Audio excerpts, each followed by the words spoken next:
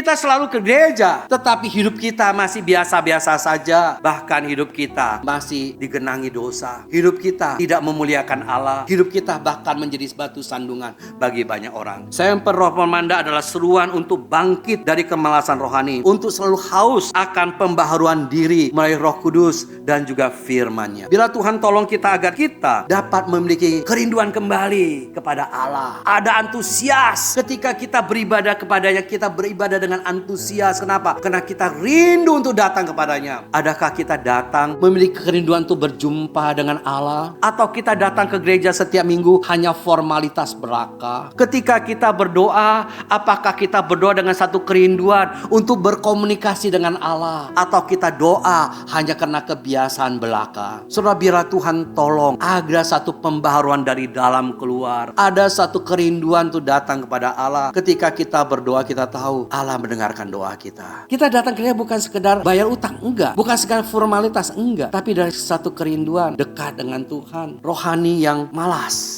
menyebabkan gereja jadi kering. Kemalasan rohani membuat saudara dan saya menjadi kering. Tapi kita mau terus diperbaharui dalam Tuhan. Dunia menawarkan nilai-nilai yang bertolak belakang dengan kebenaran Injil Tuhan Yesus. Banyak orang-orang Kristen pada saat ini, bahkan kehidupan berjemaat yang telah dipengaruhi oleh individualisme, konsumerisme, relativisme, narsisme. Suatu kehidupan yang kita tahu nggak sesuai dengan firman Tuhan. Saudara, berubahlah oleh pembaharuan budimu. Biarlah firman Tuhan senantiasa dapat memperbarui hidup kita. Saat kita membaca Alkitab, jangan kita hanya mengatakan apa yang firman Tuhan ini katakan untuk orang lain, tentang orang lain. Enggak. Tetapi kita mau tanyakan, apa yang harus aku lakukan? Ubahlah pikiranku, tutur kataku, sikap hatiku, prioritas hidupku. Kita mau terbuka di hadapan Tuhan. Kita mau hidup kita diperbarui. Pikiran kita, hati kita, dan seluruh keberadaan kita diperbarui oleh Tuhan kita. Semua orang telah berbuat dosa. Upah dosa adalah maut. Tetapi kasih karunia Allah adalah hidup yang kekal dalam Kristus Yesus Tuhan kita. Gereja harus menjadi komunitas yang selalu belajar, selalu bertobat, dan dibentuk ulang oleh kebenaran firman Tuhan. Ini yang Tuhan berikan pada saat kita mendekat hari reformasi. Biarlah Tuhan tolong kita. Kita tahu bahwa hanya karena anugerah Allah, hanya karena iman, hanya Alkitab, segala kemuliaan bagi Allah. Itulah moto reformasi yang terus kita kumandangkan. Kita tahu kita diselamatkan karena anugerah Allah, bukan karena usaha kita. Kita tahu kita bisa menerima itu karena iman kita, bukan karena perbuatan kita. Kita tahu itulah diajarkan oleh Alkitab, dan kita mau senantiasa hidup kita memuliakan Allah. Karena kita memang diciptakan untuk kemuliaannya. Tuhan sedang mereformasi hidup kita, pribadi kita, dan hidup kita bergereja.